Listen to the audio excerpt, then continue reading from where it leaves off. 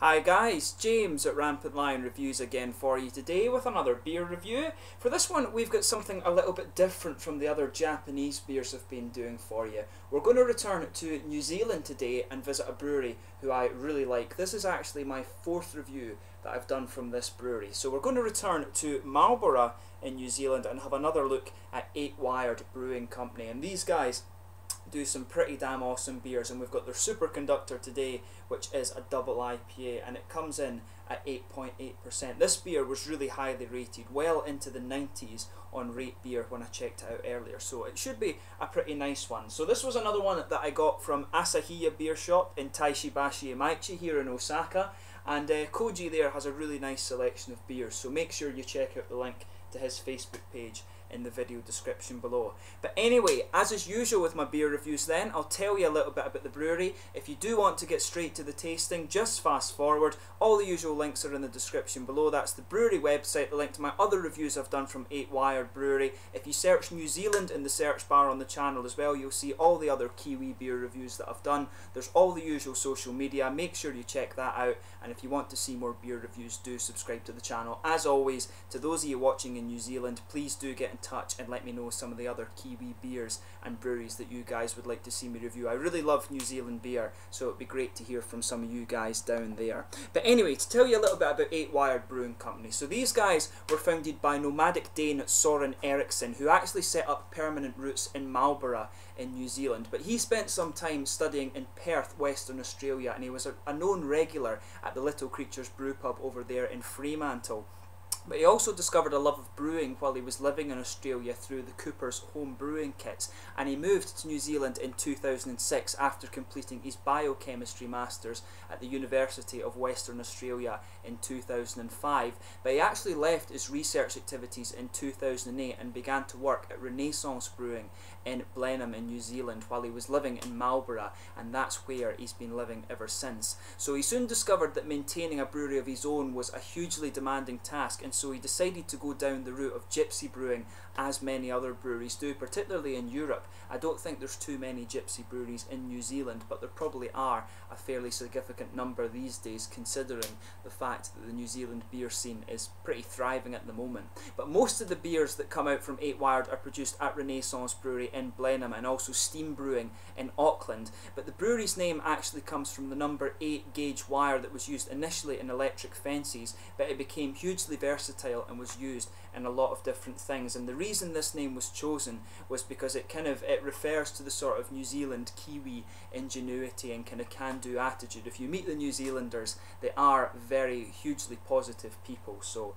very, very nice people, very welcoming if you go and visit New Zealand.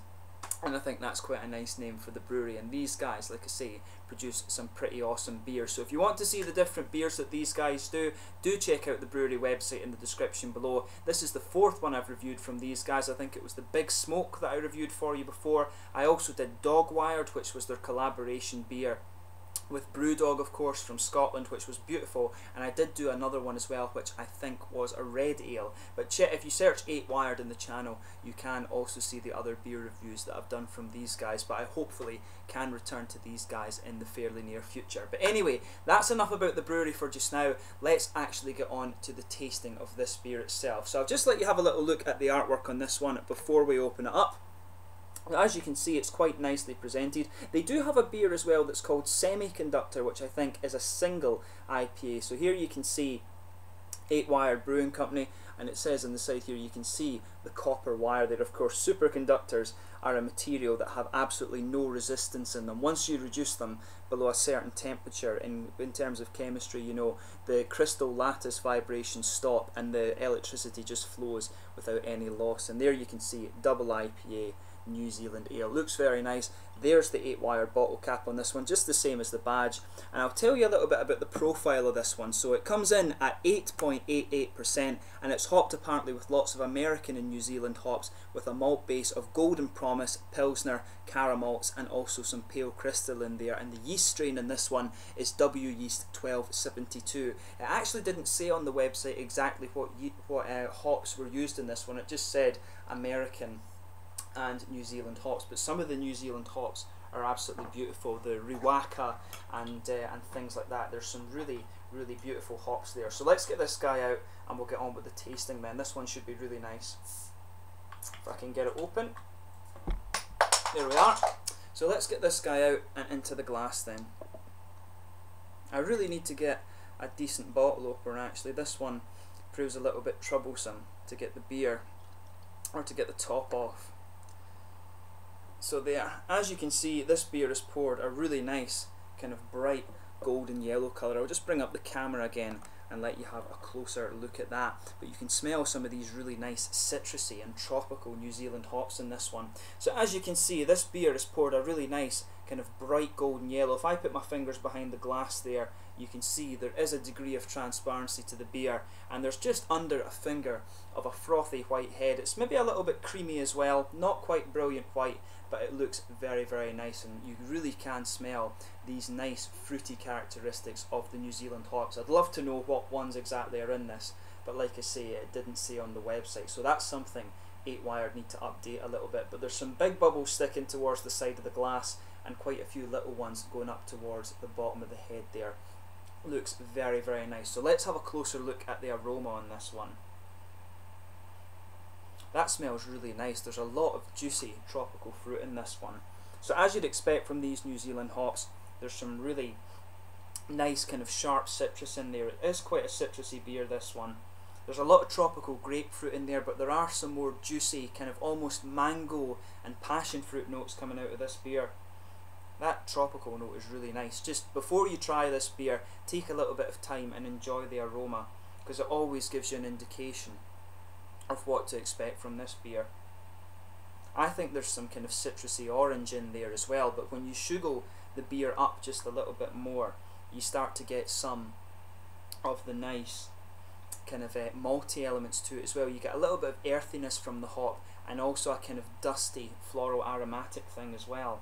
There's a little bit of pine resin in there too, and you can also pick up a little bit of the sweet caramel malts. Maybe it's a little bit biscuity as well, but definitely caramel and biscuit in that malt base. A little bit of bread maybe, but really when you let it settle, it's quite juicy and fruity, but when you sugar it up a little bit more, you get a little bit of the dusty floral aromaticity and also some of the sweet malt base. So to summarise it, a little bit of grapefruit, a little bit of passion fruit, maybe some mangoes and something like that in there, a little bit of orangey citrus, some pine resins maybe too, and a bit of floral aromaticity, some nice caramel and biscuity malt base too. So overall, very nice smelling beer. Let's get stuck into this one. So this is the Superconductor Double IPA from 8Wired Brewing Company down in New Zealand. Slàinte, cheers.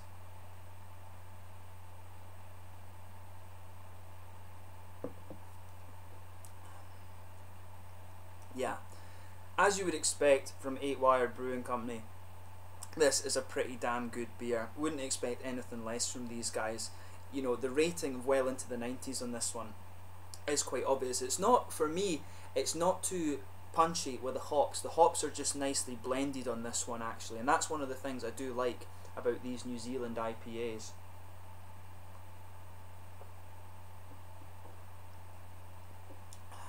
So as I always say with these beers, do just sugar it around your palate a little bit and let your whole mouth adjust. This one is really nice actually. In the middle of your palate, there's a nice slightly grainy biscuity character there. There's a little bit of a pale malt base to it. You can pick that little element of it up, but it is quite subtle.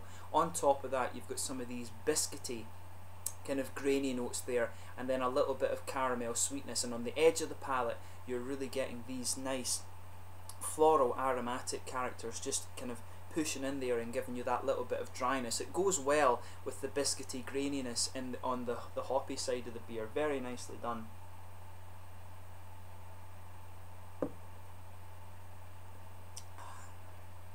That really, the blend and the flavours of this one is really nice, and you're not getting really an alcohol warmth from this one. At 8.88%, pretty much 9% we should say for the purposes of the video, there's not really an alcohol warmth to this one. It really is just quite nicely done.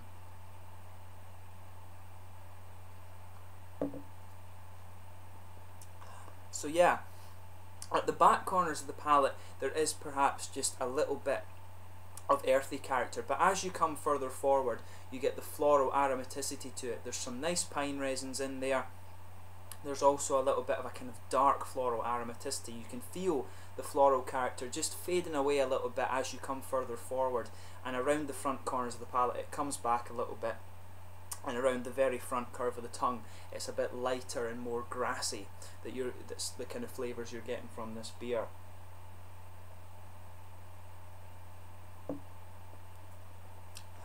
But the fruity character is quite interesting as well. It is quite subtle.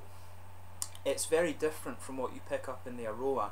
So just behind the front curve of the tongue there, as I always say, you get that little oily bubble where the fruity character comes out. There's definitely grapefruit in this one. The grapefruit is quite prominent in the flavour in this.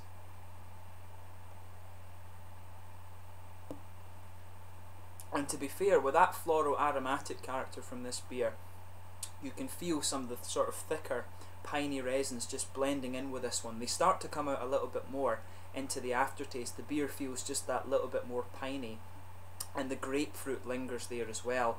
There's the sort of passion fruity notes that I was picking up don't really come out in the flavour for me.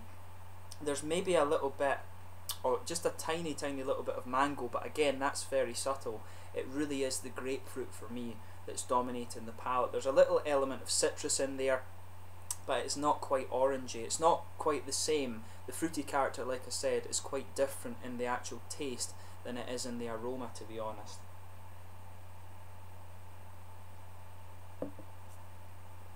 And as your palate adjusts more and more to this beer, you do start to pick up the more kind of boozy caramel. As it warms up a little bit, the graininess, kind of the sort of grainy characters you're getting from the biscuit flavours and the malt base just fade slightly, and you get more of the kind of boozy caramel in there.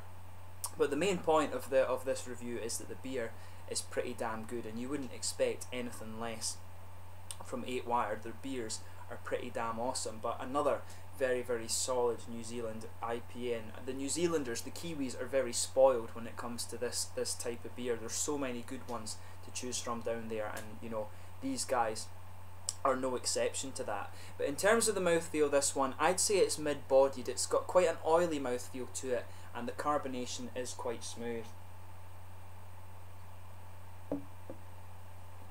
There's a good bit of hoppy bitterness to this, I would say, but as your palate starts to adjust, it does smooth out a little bit. It's just nice around the edge of the palate where you've got that smooth bitterness. As I said, the malt base is a little bit dry from the graininess at the start, but then it smooths out to become a little bit sweeter.